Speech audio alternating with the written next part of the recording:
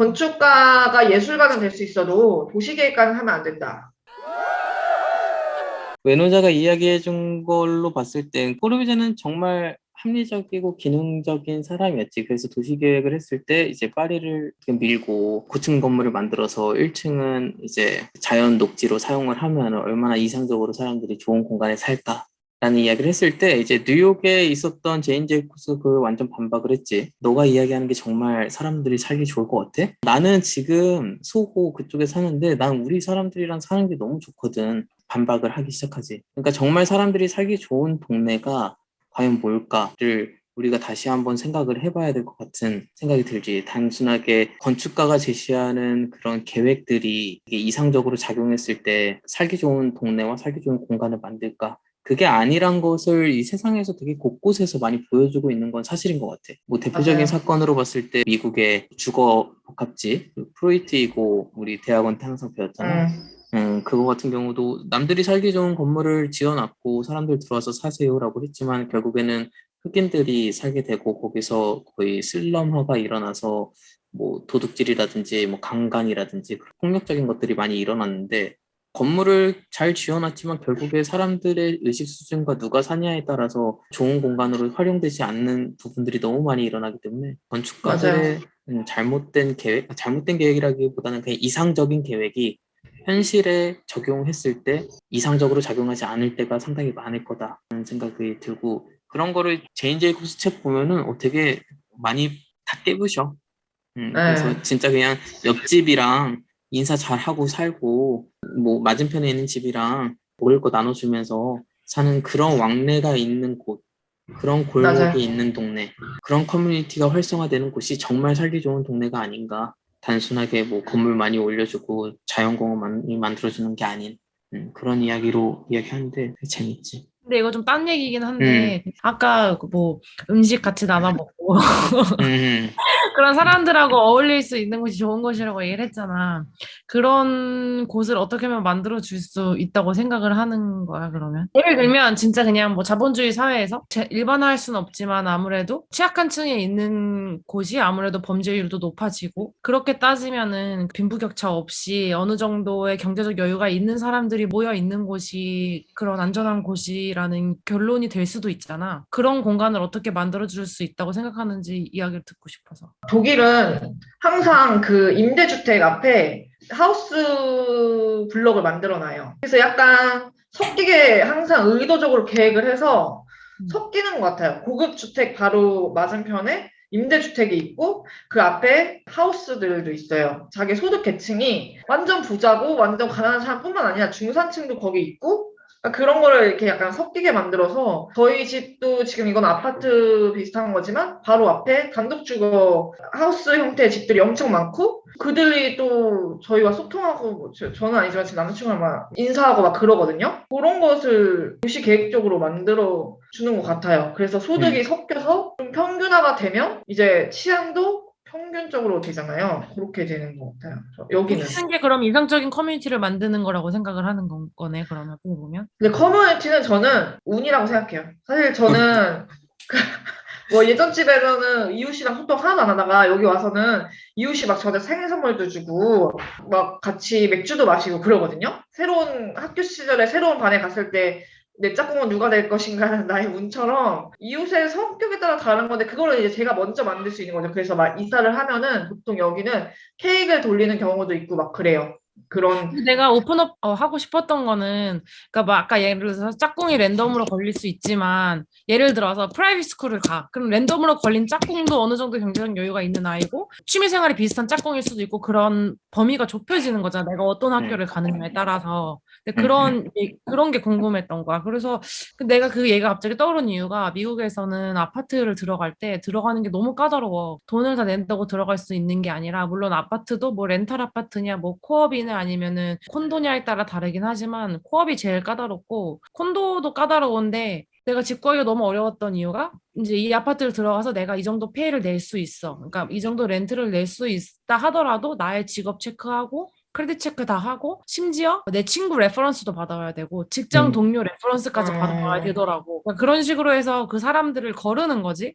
그래서 뭐 이렇게 까다롭게 하냐고 할 수도 있지만 어떻게 보면은 그만큼 너무 다양한 사람들이 있고 그런 커뮤니티를 만들기 위한 어느 정도의 과정인가? 이런 생각을 내가 하게 되더라고. 그래서 아까 번쟁이가 얘기했을 때 그게 과연 그냥 디자이너가 어떤 형태의 건물을 만들어서 어떤 커뮤니티 장소를 만들어주는 걸로 해결이 될 수 있나? 약간 좀 그런 근본적인 게 항상 궁금하더라고, 나는. 자본주의 사회에서 지금 같은 경제적인 레이어, 그룹들은 생길 수밖에 없다고 생각을 해. 그거는 너무나도 당연하고 그렇게 살고 그치, 싶어 하고 그런 방향으로서 살아가는 게 한국 현대에서 난 되게 강력하게 자리 잡고 있다고 생각을 지금 해. 그게 이제 아파트에서 나타나는 브랜드화이라고 생각을 하고. 근데 내가 지금 바라보는 그 아까 제인 제이콥스 그렇고 그 중요하게 바라보는 건 이 사람들을 어떻게 믹스화 시킬 것이냐. 그리고 이 사람들이 갖고 있는 그 견고한 뭐가 있었어? 잠깐만요. 월드로 미안해.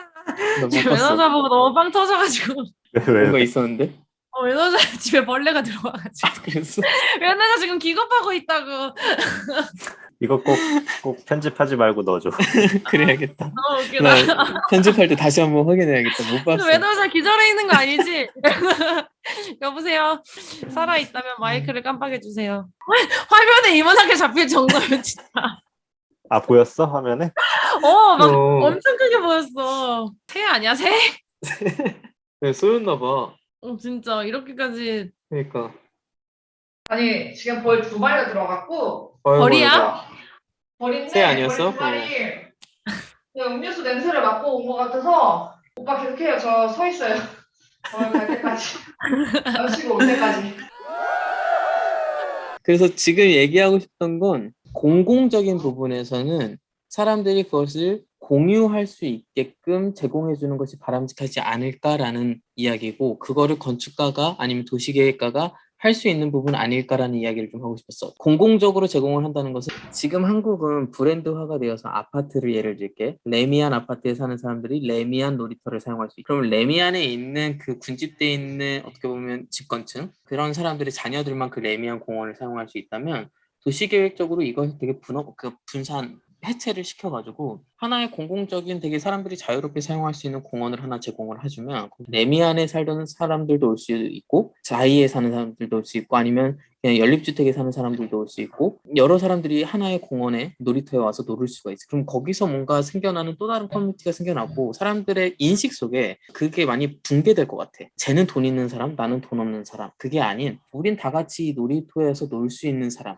이것을 만들어주는 게 난 건강한 마을이고 건강한 사회라고 생각을 하는데 그렇게 브랜드화 이렇게 서열화시키는 사회에서는 이게 너무나도 강력하게 작용해서 사람들의 삶이 믹스화되지 않을 때 나는 그게 건강하지 않은 사회가 만들어질 것 같다는 생각이 드는데 이게 제인 제이콥스가 말한 그 골목길과 그 동네에서는 그 건강한 사회가 만들어질 수 있는 골목길과 마을의 조직이 형성이 되어 있었던 거고 이제 꼬르비제가 했었던 어떻게 보면 그런 신식 건축물의 제안에서는 방금 이야기했었던 건강한 사회 형성이 만들어지기 힘든 구조 자체였다라는 게 질문한 거에서 대답이 되지 않을까 생각이 들었거든. 그러니까 방금 이야기했을 때 아파트 들어갈 때 시큐리티 힘들었다 막 그런 이야기 있었잖아. 그 아파트 내부에서는 그게 어쩔 수 없다고 나는 생각을 해. 자본주의 사회에서 그 아파트를 바로 나왔을 때 바로 앞에 있는 길 아니면 앞에 있을 뭐 어떤 공원에서 다양한 사람들이 군집해서 뭔가 커뮤니티가 일어나고 뭔가 형성이 된다면 난 그건 그래도 건강한 사회라고 이야기를 할 수 있다고 생각을 하거든. 이거조차도 이루어지지 않는다면 난 거기서부터는 이런 사람들의 격차와 그 사람들의 분리화 그때부터는 커뮤니티가 작용하지 않는다고 생각해. 소호를 다시 예를 들게 거기에 돈 없는 예술가들이 많이 모였지. 그래서 그 사람들이 예술을 거기서 펼쳤어. 그 예술은 돈 없는 사람들도 볼 수 있었고 돈 있는 사람들도 볼 수 있었고 예술을 좋아하는 사람들은 다 볼 수 있었어. 그게 난 건강한 커뮤니티의 조건이라고 생각을 해. 근데 예술은 돈 있는 사람들만 누려야 되는 거야. 그러니까 돈 없는 사람들 너네 여기 오지 마. 이건 난 건강한 조건의 커뮤니티가 아니라고 난 보는 거고 분리를 시키지 않을 수 있게끔 장소를 제공해주는 장소를 계획해주는 게 건축가의 역할이라고 생각을 해. 그러면은 그거를 안전하게 누리고 싶은 사람은 어떻게 보장을 받지? 그 사람들의 안전성은? 누구나 들어올 수 있다면? 그 누구나 올 수 있는 만약에 예술이고 누구나 잠깐 접근 억세서블 한 곳이라면은 정말 뭐 총을 들고 온 미친놈이 있을 수도 있고 집이 없는 사람이 거기 들어와서 자고 싶을 수도 있는데 그거를 안전하게 누릴 수 있는 것들도 그 사람들의 권리잖아. 위협적이지 않게 그것들을 누려야 하는 것들. 근데 그 세큐리티에 대한 부분은 총 든 사람은 꼭 강한 사람들이 총을 드는 것만은 아니잖아요. 그치? 부자들도 맞아. 미치고 칼부림하는 사람들도 있는데 그거는 내 소득 계층 사람들만 받는다고 해서 그 사람들이 안전하다고 하는 보장은 없는 것 같아요. 언니랑 비슷한 얘기인데 제가 아는 분도 그 하노버의 어떤 신식 주택을 들어가려고 할 때 거기는 이미 주민 커뮤니티가 형성이 된 거예요. 그 사람은 일단 이제 독일에서는 집을 얻기 위해서는 당연히 이제 내 월급 3개월치를 이제 제출을 해야 되니까 그거는 됐고 면접을 따로 보더라고요. 너가 우리 맞아, 커뮤니티랑 고 소득 이런 거보다는 너의 성격이 얼마나 우리 커뮤니티와 적합하게 어울리고 너의 성향이 얼마나 적극적으로 우리 커뮤니티에 어울려서 같이 화합할 수 있는지를 좀 보는 것 같았어요. 그런 거를 좀 보면서 사람들을 걸러내는 것 같아요. 그러니까 그 레퍼런스 책이라는 게 그냥 경제적인 걸 떠나서 이 사람이 회사를 잘 다니고 있는지 친구들한테 평이 좋은데 사실 그것도 다 그냥 형식적인 프로세스는 있지만 뭔가 안전을 위협한다고 하는 것 최소한은 걸을 수 있는 거잖아. 그런 커뮤니티에 있어서. 근데 그게 다만 그 경제적인 소득으로만 걸을 수는 없기 때문에 그렇게 걸러서 커뮤니티를 만드는 게 아닌가 하는 것들이 있어서. 되게 그 부분은 어려운 부분이다. 그러니까 나도 거기까지는 잘 모르겠는데, 내가 단순한 얘기는 그거를 할게. 그러니까 내가 한국에 살던 집과 지금 일본에 살던 집의 가장 큰 차이는 딱 이거거든. 한국에 살 때는 그냥 아파트 살았어. 밑에 누구 사는지 몰라. 옆에 인사 안 해. 그리고 집 앞에 있는 슈퍼 뭐 별로 인사 안 해. 그냥 난 뭐 차 타고 나가거나 뭐 버스 타고 어디 갈 때 가지. 일본 여기서 살잖아. 여기는 지금 이제 단독주택에 2층에 사는데 그냥 오랜만에 옷 맡긴다고 그 런더리 숍을 가면은 날 되게 반겨줘. 아, 저번 달에 뭐 한국 갔다며? 그러면서 이제 이야기가 시작이 돼. 뭐 역 앞에 가서 그 바에 가가지고 술 한잔을 하게 되면 거기서부터 또 얘기가 시작돼. 그러면 내 옆에 뭐 또 다른 사람이 누군가가 와가지고 아, 저번 달에 왔었던 누구누구죠? 라고 하면서 이야기가 시작돼. 그다음에 길을 가다가 집 옆집에 있는 할머니랑 오랜만에 만나면은 인사를 하면서 뭔가 그냥 요즘에 어떻게 지내세요? 이런 이야기가 든단 말이야. 왜 이게 한국은 안 되고 여긴 되는 거지? 난 그게 되게 궁금했었어. 왜 이런 걸까? 근데 난 이건 주거의 형태에 큰 영향이 있다고는 생각이 들거든, 솔직히. 한국에 있을 때는 사실 누군가와 왕래할 기회가 상당히 적어. 상당히. 왜냐면 아침에 출근해, 차 타고 가.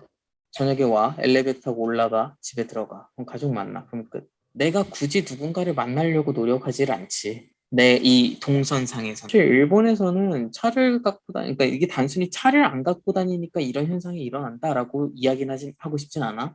근데 이제 여기서는 차를 일단 안 갖고 다니니까 역을 이용을 해야 되고, 역을 갔다 오다 보니까 역 앞에서 뭔가를 해야 돼, 항상. 역 앞에서 밥을 사 먹든지, 앞에서 뭐 슈퍼에 들려가지고 저녁에 뭔가를 사와서 들어와야 된다든지. 그리고 이제 들어오는 과정에서는 이제 걸어 들어오다 보니까 주변에 사람들을 놓친다든지. 그러다 보니까 거기서부터 뭔가 커뮤니티가 또 일어나거든. 나는 이걸 좋게 봐서 커뮤니티가 만들어진다고 생각하는데, 누군가는 이게 누군가가 나를 스토킹하거나 뭐 나한테 해코지하는 거 아니야? 라고 받아들일 수도 있다고 생각을 해, 분명히. 해가 없는 불편함이라고 생각할 수도 있겠지. 그치. 근데 나는 개인적으로 지금까지 내가 생활하면서 느꼈던 부분은 되게 뭔가 건강하다라는 느낌을 난 좀 받았어. 그 건강하다는 건 이런 거야. 내가 우리 동네에 살고 있구나. 난 이 동네에 내가 살고 있구나. 근데 그 건강하다는 게 어쨌든 그렇게 낯선 사람과 말을 하고 모르는 사람들을 만나는 게 학신변의 위협을 느낀다고 느끼지 않았기 때문인 거잖아, 그럴 수도 기본적으로. 있겠다. 나는 내가 궁금했던 거는 그게 어떻게 형성이 되는지가 되게 궁금했던 거야. 그냥 무조건 이 주변에 살면은 지나가면서도 할로? 이러면서 인사하거든요. 하이 뭐 이러면서 그냥 하이문하고 지나가요. 그럼 그거를 한 세네 번 반복하면 이제 얼굴이 낯이 익잖아요. 쟤 우리 이웃이야. 약간 그 신뢰의 싹은 그 인사로부터 시작되는 것 같아요. 이 주변에 다 있고 맨날 여기 돌아다니는데 맨날 만나는데 마침에 인사도 해. 인사를 한 번 할 때는 좀 어색하고 힘들지만 한 세네 번 하이만 했을 뿐인데 하이만 네 번 외쳤을 뿐인데 왠지 나도 모르게 갑자기 뭐 그 사람이 한 네 번 정도 뭐 다섯 번 정도 마주쳤을 때 와서 뭐 오늘은 어때? 뭐 날씨 좋지? 뭐 이런 게 시작이 되는 거예요. 근데 이제 우리나라는 인사 안 하잖아요. 저는 이번에 한국 갔을 때 제일 많이 느꼈던 게 엘리베이터에 같이 타는데도 그래도 제가 옛날에 살 때는 학창 시절 살 때는 안녕하세요 이렇게 인사를 했는데 아무도 인사를 안 하더라고요. 그게 저한테는 되게 이상했거든요. 그러니까 저는 이제 아파트도 한 고등학교 때까지만 살고 그때부터 자취를 했으니까 그랬었는지는 몰라도 지금은 아파트의 그 커뮤니티 문화가 완전 약간 아예 없더라고요. 그래도 예전에 살 때는 윗집에 누가 사는지 알았고 가끔 걔랑 또래면을 만나서 놀고 인사하고 안부 묻고 웃고 막 얘기하고 그랬는데 그것도 아예 사라지고 인사도 아예 안 하다 보니까 그러니까 이제 사람들이 거기서부터 약간 오는 그 낯설음. 그래서 제가 먼저 인사하면 다 저를 이상하게 쳐다봤어요. 약간 그런 느낌. 쟤 뭐야? 약간 이런 느낌이 그런 것 같아요. 이게 근데 꼬르비즈하고 누구하고 저거였지? 그 꼬르비즈한테 제이콥스. 반박한 사람 이름 제이콥스? 제이콥스가 하고 싶은 말은 그거였을 것 같아. 건축가가 너 어떻게 이렇게 사람 사는 거를 다 정하려 그러냐. 맞아, 맞아. 그 얘기가 맞아요. 하고 싶었던 것 같아. 근데 그때 사회적 요구로 봤을 때 꼬르비제가 윈테다시옹을 만들고 그 파리 도시 계획을 하고 이랬을 때는 절대적으로 그 밀집되고 시스템화된 주거 시스템이 필요했을 때였을 거야. 아마 그때 인구가 도시로 엄청나게 유입되고 이제 더 이상 사람이 너무 빽빽하게 살아서 환경이 나빠지고 이래서 그치. 그럴 때였기 때문에 그 사람이 계획한 이런 도시 계획이나 윈테다시옹 같은 주거 시스템이 어떻게 보면은 뭔가 좀 더 잘 사는 사람들의 시큐리티와 안락한 삶을 위한다기보다는 어떻게 하면 많은 사람들을 좀 더 효율적으로 살 수 있게 했을까에 치중이 됐던 거고 이제 그 다음부터 이제 아까 제이콥스 같은 고민이 나오기 시작하는 거지. 그렇다면 거기 사는 사람들의 인간성이라던가 소셜 믹스라던가 이런 것들은 어떻게 해결해야 될 거냐. 그러니까 이게 순차적으로 사회적인 문제가 되면서 하나씩 나오고 그 문제에 대한 또 문제를 제기하고 하면서 그런 얘기가 나온 거고 요코가 얘기하는 어떤 그러면 그 안에서의 뭐 치안이라던가 사람들 관계에 있어서 개인의 삶은 어떻게 되냐는 또 그 다음에 또 생기는 문제인 거고 그건 사실 해결이 안 되지 지금까지도 사실 지금은 자기가 그렇게 하고 살고 싶은 사람은 그런 쪽에 살고 맞아. 안 되고 그게 아닌 사람들 좀 더 이렇게 믹스돼서 살고 싶은 사람들은 그런 동네를 찾아가서 살면 되지라고밖에는 지금은 답은 없는 것 같아. 거기에다가 뭔가 해결책을 제시하는 것 자체가 약간 조금 어떻게 보면 사회주의야. 오만할 수 있고, 그래서 나는 사실 그런 커뮤니티를 만든다는 거는 두 가지일 것 같아. 엄청나게 많은 커뮤니티 가능성을 생각해서 많이 만들어주거나 아니면 그들한테 아예 맡길 수 있는 빈 공간들을 많이 이렇게 제공해준다거나 이 정도가 건축가가 할 수 있는 일이지 너무 그것들을 우리나라 아파트처럼 여기는 커뮤니티예요.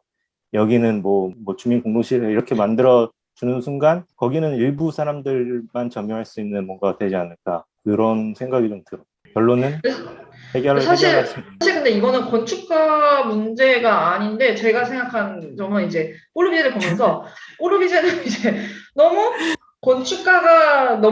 건축으로 해결되지 않아야 할 것들을 건축으로 해결하려고 맞아. 했다라는 점에서 이제 문제가 시작되는 거죠. 사실 이거는 사회적인 맞아. 문제고 이제 독일에서 보면은 도시계획 사무실은 꼭 그 사회학을 공부한 사람도 같이 참여를 해서 도시를 구성을 하거든요. 그래서 조경하는 사람들이랑 같이. 그래서 그렇게 해서 도시가 되는 건데, 제가 느낀 꼬르비제는 나 너무 잘나? 나 뭐든지 할 수 있음? 약간 이런 거에 나 모든 해결책을 제시할 수 있음? 이렇게 해갖고, 그래서 이제 그 실패한 도시 계획을 내놓은 게 아닐까 하는 생각이 그게 이제 들었어요. 필요한 시대에서 그런 약간 천재성을 나타내면서 그 사람이 이제 뭐 유명해졌던 거고. 그렇지. 그게 이제 또 그렇죠. 그 다음 세대에 와서는 그거에 문제점이 또 생기는 거지. 어쨌든 그게 필요한 시점에서 굉장히 효율적인 시스템을 내놨다는 거, 그 면에서만 봤을 때는 뭐 맞아. 꼬르비제가 천재인 건 맞지. 맞아요. 그래서 꼬르비제가 서울을 그리고 보고 어떤 말을 할지가 좀 너무 궁금해요. 그리고 그러니까 결코 나는 꼬르비제가 실패한 도시계획가라고 이야기하고 싶진 않아. 왜냐면 그것을 현실에서 되게 적용해서 사용하고 있는 나라들이 많기 때문에 이 나라들이 다 실패했다라고 보고 싶진 않네. 그러니까 하나의 또 다른 방법 중에 하나였는데 그 방법이 사람들이 살기 엄청 좋은 100% 만족스러운 도시는 아니었다 정도로 이야기하고 싶네. 저는 그냥 제 관점에서는 꼬르비제가 설계한 도시에선 살고 싶지 않다. 저는 좀 너무 비인간적이란 걸 너무 많이 느꼈어요. 그러니까 꼬르비제가 설계한 건물은 정말 너무 좋고 가면 정말 이게 예술이구나, 예술이자 건축이구나 이 두 가지를 함께하는 사람이 있구나. 저도 꼬르비제를 좋아하는데 도시계획에서만큼은 그를 좋아하고 싶지 않아요. 그 생각 자체나 발상 자체는 되게 천재적이죠. 근데 천재도 실패할 수 있다. 저는 그런 생각을 했어요. 어쩌다가 이런 이야기 나왔어. 그 카바노 이야기 하려고 했는데 네. 이거 이야기보다는 다른 쪽으로 우리가 많이 이렇게 치우치게 됐네. 이 건물은 어땠어? 저는 이제 되게 좋았어요. 마무리를 해야 될 것 같아.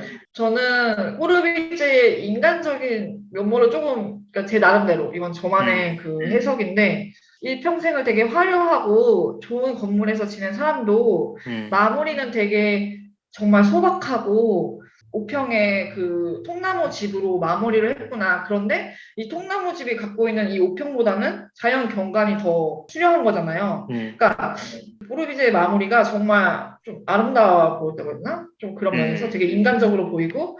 근데 이게 그렇고. 지을 때부터 꼬르비제가 자기가 살려고 지은 거야? 아니면 원래는 원래는 다른 자기 목적으로 지었다가 자기 와이프한테 와이프. 주려고 계획을 했었대. 근데 이제 여기서 어쨌든 뭐 결정을 와이프가 하고 마음에 안 들었을 것 같은데. 아니야, 둘이 네. 되게 사이 좋고 잘 살았다고 하던데. 사실 이 건물 자체보다는 밖이 더 중요했던 것 같아요, 꼬르비제한테는. 맞아. 그러니까 나는 이 건물을 아까도 이야기했지만 그거였어. 우리가 한평생을 살면서 되게 동경하는 장소? 여기선 정말 한번 살아보고 싶다. 그런 곳이 이제 여러 동네를 다니면서 느끼잖아. 뭐 이 일로서 가든지 아니면 여행으로서 가든지 뭔가 경험을 하다가 딱 포인트를 찝는 경우가 생긴단 말이야. 여기선 내가 10년이나 20년 뒤에 와서 살아야지. 그리고 이제 그곳을 매번 찾았을 때 거기서 나타나는 뭔가 다양한 작품들, 예술품들이라든지 이런 건축물들이 나타나는 걸 보면서 이 장소가 꼬르비제한테 영감을 준 것은 무엇일까가 되게 궁금하고 그러다 보니까 이곳에 꼭 한번 가보고 싶다라는 생각이 들었던 것 같아.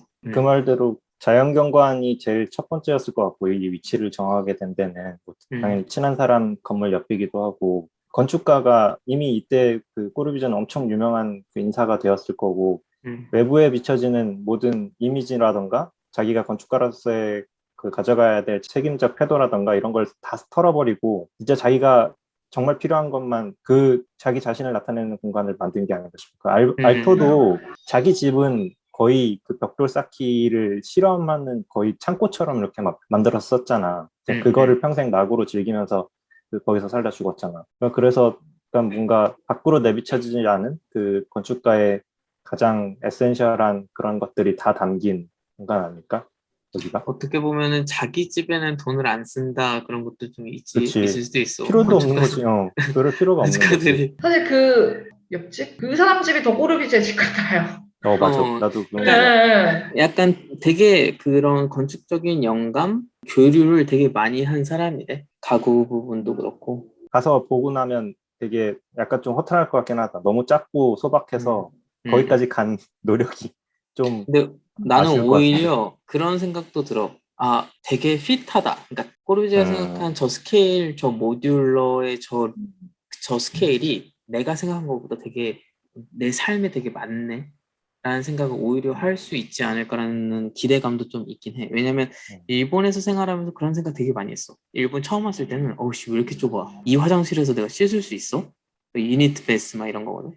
그 비행기에 있는 화장실 그런 느낌? 이제는 적응이 됐는데 충분해 사람이 살기. 물론 내가 이제 조그만 것도 있지만 괜찮은데? 그래서 오히려 한국에 이제 오랜만에 가서 집에 아파트라든지 가잖아. 그러면은 좀 아깝다? 공간이?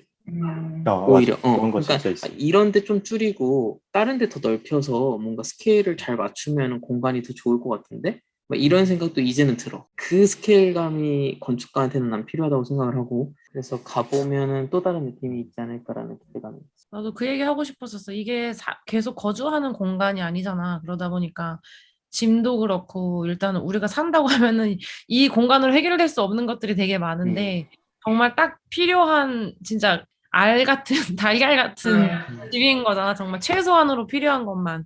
그리고 뭐 칼라나 이런 것들도 정말 지금에서야 우리나라에서 유행하고 있는 미드센추리 감성은 또 그대로 들어있고 근데 그렇다고 해서 그런 재료가 다양해서 그 감성이 들어있는 느낌은 아닌 것 같거든. 그냥 재료가 주는 특성과 색이 주는 느낌 같은 것들이 그래서 그대로 이 작은 스케일에 그대로 다 들어가는 게 참 흥미로웠던 것 같아 나는. 아마 직접 살면 엄청 불편할 거야, 좁고. 그렇지.